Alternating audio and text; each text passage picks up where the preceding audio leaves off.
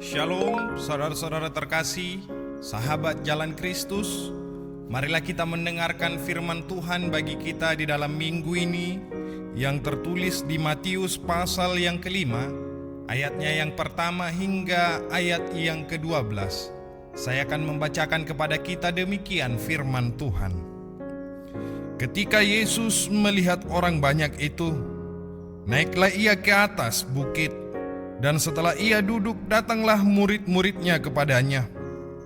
Yesus pun mulai berbicara dan mengajar mereka, katanya, "Berbahagialah orang yang miskin di hadapan Allah, karena mereka yang punya kerajaan sorga. Berbahagialah orang yang berduka cita, karena mereka akan dihibur. Berbahagialah orang yang lemah lembut, karena mereka akan memiliki bumi. Dan berbahagialah orang yang lapar dan haus akan kebenaran, karena mereka akan dipuaskan. Berbahagialah orang yang berbelas kasihan, karena mereka akan beroleh belas kasihan. Berbahagialah orang yang suci hatinya, karena mereka akan melihat Allah. Berbahagialah orang yang membawa damai, karena mereka akan disebut anak-anak Allah. Berbahagialah orang yang dianiaya karena kebenaran, karena merekalah yang punya kerajaan sorga. Berbahagialah kamu jika karena aku orang mencelah dan menganiaya kamu, serta menunjukkan segala fitnah kepadamu. Bersukacita dan bergembiralah, karena upamu besar di sorga. Sebab demikian juga telah dianiaya nabi-nabi yang sebelum kamu." Demikian firman Tuhan. Demikian sabda Tuhan yang saya bacakan pada Matius pasal 5 ayat 1 hingga ayat 12. Sahabat Jalan Kristus, kalau hari ini kita bertanya kepada banyak orang, bahkan kepada diri kita sendiri, ketika kita mendengarkan khotbah Tuhan Yesus di bukit ini, apa yang kamu kejar di dalam hidup ini? Saya yakin kita menjawabnya dengan berbagai macam jawaban. Tetapi satu yang pasti, dan ini hampir-hampir sama di setiap orang, yaitu kita selalu ingin hidup yang namanya berbahagia. Bahagia itu seperti sesuatu yang selalu dikejar banyak orang, tetapi entah mengapa kebahagiaan itu juga selalu lebih dulu, selangkah lebih maju dari orang yang mengejarnya. Sehingga orang tidak pernah berhenti untuk mengejar yang namanya kebahagiaan di dalam hidupnya. Semakin dikejar, semakin terasa jauh. Ya dohita songoni inangamang di bagasan perdalanan ninguluta, molo na jolo tangyakta dinggamanian sikola aka iyan akakon dukon tamak na sida siyang parsikolaon dinggamanian aka ulaun parkarijuan niya kaya nakakon. Dan ketika mereka sudah naik jabatan, kita ingin penghasilan yang lebih dan lebih lagi. Itulah gambaran hasrat keinginan manusia di tengah-tengah dunia ini, yang selalu ingin lebih untuk mencapai yang namanya kebahagiaan. Dan memang itulah anehnya. Waktu belum punya apa-apa, dia bilang asal bahagia saja. Tetapi setelah sudah punya segala sesuatunya pun, dia selalu merasa masih kurang bahagia. Sahabat Jalan Kristus, di tengah dunia yang kebingungan untuk mendefinisikan arti dari kebahagiaan yang sesungguhnya, itulah Tuhan Yesus berdiri di sebuah bukit, memandang orang-orang biasa, bukan kaum elit, bukan orang sukses versi dunia ini, dan dia berbicara mengajarkan satu kebenaran besar, bahagia sejati hanya bisa ditemukan di dalam Tuhan. Itulah yang kita kenal sebagai sabda bahagia firman Tuhan bagi kita di dalam minggu ini. Injil Matius ditulis untuk jemaat Yahudi Kristen yang hidup dalam tekanan ketika itu. Secara ekonomi mereka lemah, secara sosial mereka tersingkir, secara iman mereka dipertanyakan. Mereka percaya kepada Kristus, tetapi Kristus yang mereka gambarkan tidak seperti apa yang mereka bayang-bayangkan selama ini, sehingga membuat hidup mereka lebih baik lagi setelah mengikut Kristus. Dalam konteks firman ini dikatakan Yesus tidak datang dengan janji-janji palsu. Dia tidak mengatakan ikut aku hidupmu langsung baik, hidupmu langsung lebih sempurna. Tidak. Tetapi ia justru memperkenalkan cara hidup baru, cara hidup bahagia di dalam versi Yesus Kristus, yaitu hidup di dalam Tuhan. Bukan karena keadaan yang bahagia seperti yang digambarkan manusia pada umumnya di dunia ini, tetapi melalui relasi hubungan yang benar dengan Allah. Kata berbahagialah dalam bahasa Yunani disebutkan dengan makarioi. Kata ini tidak merujuk kepada arti perasaan yang sesaat, tetapi pada status hidup yang berada dalam perkenanan Allah. Artinya di situ, ibu bapak, saudara-saudara terkasih, kebahagiaan versi Yesus tidak tergantung situasi yang ada di luar diri kita, tetapi pada siapa yang memegang hidup kita di dalam. Itulah yang menjadi kebahagiaan versi Yesus yang ingin disampaikan di dalam firman ini. Mari kita lihat firman Tuhan kita, bagaimana potret hidup berbahagia di dalam Tuhan. Yang pertama, bahagia itu karena bergantung kepada Tuhan. Itu yang kita temukan di ayat yang ketiga firman Tuhan kita. Berbahagialah orang yang miskin di hadapan Allah. Yesus membuka sabda bahagia ini dengan dasar fondasi yang kuat, yang fundamental, yaitu kepada siapa kita berketergantungan secara total, yaitu kepada Allah. Jika kita sering mendengarkan kata-kata ekstrim tentang kemandirian dari dunia ini, yang sering diajarkan seperti jangan bergantung pada siapapun, gunakan pikiranmu, gunakan akalmu, jangan gantungkan hidupmu pada orang di dunia ini. Tetapi iman Kristen justru berkata lain, ibu bapak, saudara-saudara terkasih. Hidupmu aman ketika Tuhan menjadi sandaran. Itu yang ingin diajak firman Tuhan bagi kita. Sahabat jalan Kristus, pekerja harian ojek online, buruh lepas, tentu penghasilannya ini tidaklah seberapa, dan ini pasti di bawah rata-rata. Dan rata-rata orang-orang yang menggantungkan hidup di bidang pekerjaan inilah yang terkadang masa depannya itu masih abu-abu. Alam moloro dan diaka ojek pasti dangadong sewa. Mauldo Jupang akan nasinari di bagasa sadari molo musim udan di tikina.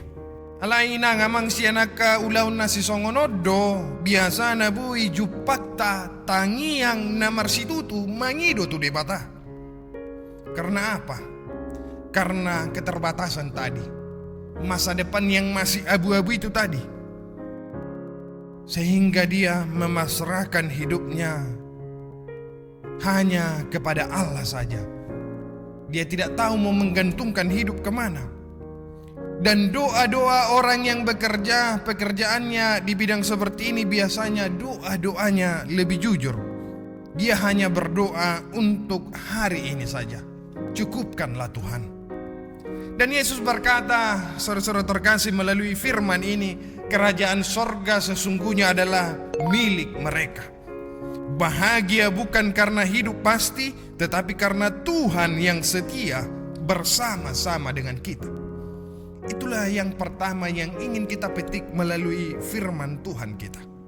Yang kedua, saudara-saudara terkasih, yang ingin kita petik melalui firman Tuhan kita, kita juga dapat berbahagia walaupun kita harus menangis. Karena apa? Karena kita tahu Tuhan hadir di dalam situasi kehidupan kita. Di ayat 4 dikatakan, berbahagialah mereka yang berduka cita. Sahabat jalan Kristus, kalau ada kata-kata yang mengatakan laki-laki itu tidak boleh menangis, firman ini seolah-olah ingin mengatakan kepada kita, Yesus tidak pernah alergi kepada yang namanya menangis. Ia tidak berkata kepada kita, jangan engkau bersedih. Tetapi dia mengatakan, aku bersamamu sekalipun engkau dalam keadaan duka cita. Jadi mulai sekarang, kalau ada yang mengatakan laki-laki itu tidak boleh menangis, maka firman ini mengatakan laki-laki juga boleh menangis. Saudara-saudara, perawat, tenaga medis, petugas formalin yang ada di ruang mayat, pekerjaan ini selalu dekat dengan yang namanya kesedihan, duka. Dan dari mereka kita juga dapat belajar satu hal penting. Menangis tidak selalu berarti orang yang cemen, tetapi itu adalah luapan cinta yang mendalam dari seseorang yang mungkin kehilangan yang dia kasihi. Dan iman Kristen tidak mengatakan akan meniadakan penderitaan, duka cita, tetapi situasi itu akan memberi makna di dalam hidup kita. Mereka akan dihibur bukan oleh kata-kata kosong, tetapi oleh kehadiran Allah sendiri di dalam hidup mereka, orang-orang yang berduka cita. Sahabat jalan Kristus, yang ketiga yang dapat kita petik dalam firman Tuhan bagi kita di minggu ini, dikatakan bahagia karena hati yang lembut. Ayat 5, berbahagialah orang yang lemah lembut. Orang yang lemah lembut sering disalahartikan sebagai orang yang lemah, yang cemen, yang tidak memiliki power. Padahal dalam Alkitab kita mengatakan lemah lembut itu adalah kekuatan yang dikendalikan oleh kasih. Kelemah lembutan adalah hidup yang di dalam kekuatan kasih Allah. Itulah lemah lembut. Di zaman media sosial yang paling keras sering dianggap itu yang paling benar. Yang paling kasar bahasanya biasanya itu yang paling gampang untuk viral. Dan yang menghina-hina, berkata secara kontroversial, itu biasanya yang paling cepat diperhatikan para netizen. Namun Yesus mengatakan di dalam firman ini, saudara-saudara terkasih, yang lemah lembut akan memiliki bumi. Bahagia bukan karena kita menang debat, tetapi karena hati kita tetap utuh kepadanya, yaitu hidup di dalam kebenaran firman Tuhan. Yang keempat yang dapat kita lihat melalui firman ini, kita petik, saudara-saudara terkasih, bahagia karena rindu untuk hidup yang benar. Dikatakan di ayat 6, berbahagialah orang yang lapar dan haus akan kebenaran. Ini bukan soal sempurna, hidup yang sempurna, tetapi soal kerinduan untuk melayani, hidup seturut dengan firman Tuhan, bagaimana layaknya orang-orang benar hidup. Kita bisa belajar dari guru-guru honorer, guru-guru yang tinggal di pelosok negeri yang paling luar, yang paling terpinggirkan. Mereka di sana mendidik anak-anak bangsa, generasi-generasi bangsa. Mengapa mereka mengabdikan hidupnya untuk hal-hal yang demikian, saudara-saudara terkasih? Karena mereka percaya bahwa kebenaran dan nilai hidup akan membentuk masa depan anak-anak. Dan itu yang mereka kerjakan dan tunaikan sebagai tugas panggilannya. Pendidikan memang untuk membuka jendela dunia, tetapi mereka juga pasti mengajarkan kebenaran hidup. Bagaimana nilai-nilai norma yang benar hidup di tengah-tengah masyarakat. Yesus berkata mereka akan dipuaskan, mungkin bukan hari ini, tapi Tuhan tidak pernah lalai menghitung kesetiaan orang-orang yang hidup benar di dalam Yesus Kristus. Dan yang kelima, kita lihat melalui firman ini bahagia karena hati yang murah dan murni. Dikatakan di sini, berbahagialah orang yang murah hatinya, yang suci hatinya. Saudara-saudara terkasih, hidup kita ini sebetulnya sangatlah labil. Dia cepat berubah. Dari hati yang lembut bisa menjadi hati yang mengeras. Kita mulai dari hati yang lembut tadi, tapi perlahan-lahan ketika kita dikecewakan, ketika kita dimanfaatkan, ketika kita disakiti, dan ketika kita tidak dihargai, lalu tanpa sadar kita pasti berkata, mulai sekarang saya akan berhati-hati. Mulai sekarang dang hudongani behoda itak nyomma perdonganotta ngahu taddaho. Saudara-saudara terkasih, dan disitulah Yesus masuk melalui firman ini dengan satu pernyataan yang seolah-olah ingin melawan naluri bertahan hidup manusia, naluri untuk lebih unggul ego dari manusia itu. Berbahagialah orang-orang yang murah hatinya. Murah hati itu nyata, itu bukan teori, saudara-saudara terkasih. Murah hati bukan soal punya banyak, tetapi mau memberi di tengah keterbatasan. Kita bisa melihat seorang ibu rumah tangga yang setiap hari dia memberikan waktu, tenaga, perhatian, bahkan perasaannya. Dia tidak memiliki slip gaji, dia tidak memiliki tepuk tangan, orang yang bertepuk tangan untuk kerja kerasnya. Bahkan yang dikerjakannya itu seolah-olah dianggap memang sudah menjadi kodratnya, sudah menjadi tugasnya. Namun justru di sanalah Yesus berkata, berbahagialah engkau, karena kemurahan hati seperti itulah mencerminkan hati Allah sendiri. Hati seorang ibu rumah tangga yang dengan tulus, murni jiwanya untuk merawat, memberikan nutrisi terbaik, memberikan kesehatan, kebersihan rumah yang terbaik di dalam keluarganya, tanpa iming-iming, tanpa slip gaji, dan tanpa bayaran, tetapi dengan ketulusan dia bekerja untuk keluarganya. Murah hati juga dapat kita lihat di antara orang-orang yang bekerja tetap jujur meski dia sering dicurangi. Perawat yang tetap ramah meski dia capek, sudah begadang, tidak tidur semalaman, tetapi dia tetap dengan hati nuraninya merawat para pasien-pasien di rumah sakit. Guru-guru yang tetap peduli meski murid terkadang tidak menghargainya. Saudara-saudara, dunia mungkin tidak mencatatnya, tapi Tuhan tidak pernah melewatkannya.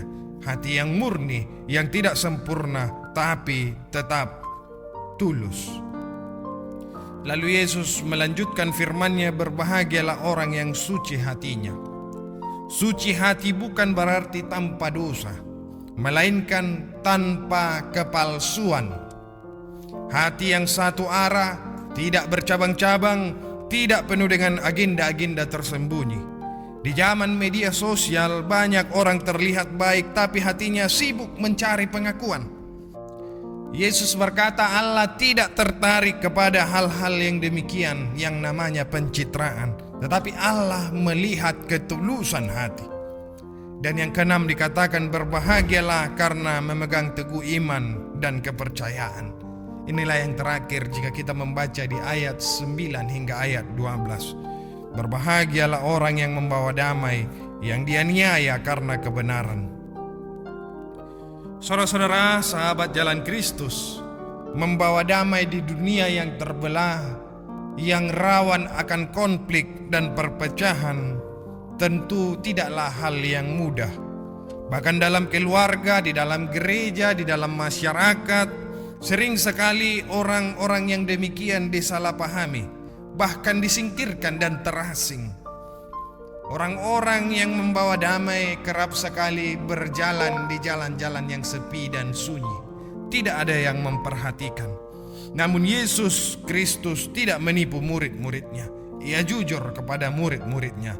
Hidup benar kadang akan membawa penolakan, tetapi ia menutup dengan satu janji yang teguh, upamu besar di sorga.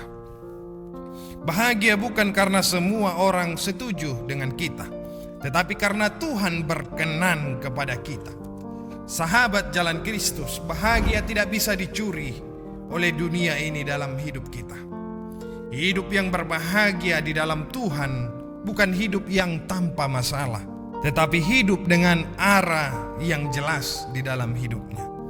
Ibarat jika kita ingin berangkat dari Sibolga ke Medan, tentu kita sudah tahu arah jalan yang jelas, apa travelnya, bagaimana jalannya, dan kemana kita tuju setelah sampai di Medan. Kita sudah mengetahui semuanya, perjalanan yang jelas. Seperti itu jugalah arah hidup yang jelas yang telah Tuhan sampaikan kepada murid-muridnya.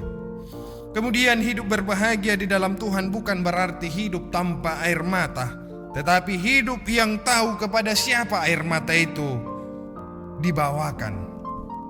Kalau hari ini hidup Anda terasa berat, ingatlah, Yesus tidak memanggil orang-orang yang sempurna untuk hidup berbahagia. Ia memanggil orang-orang yang mau hidup di dalam Tuhan. Dan kebahagiaan seperti itulah tidak bisa dibeli, tidak bisa dirampas, tidak bisa dicuri dan dihancurkan oleh keadaan yang datang dari dunia ini. Karena bahagia sejati bukan soal apa yang kita miliki, melainkan siapa yang memiliki hidup kita. Saudara-saudara terkasih, sekali lagi saya sampaikan bagi kita sesuai dengan topik minggu kita. Hiduplah berbahagia di dalam Tuhan. Tuhan Yesus memberkati.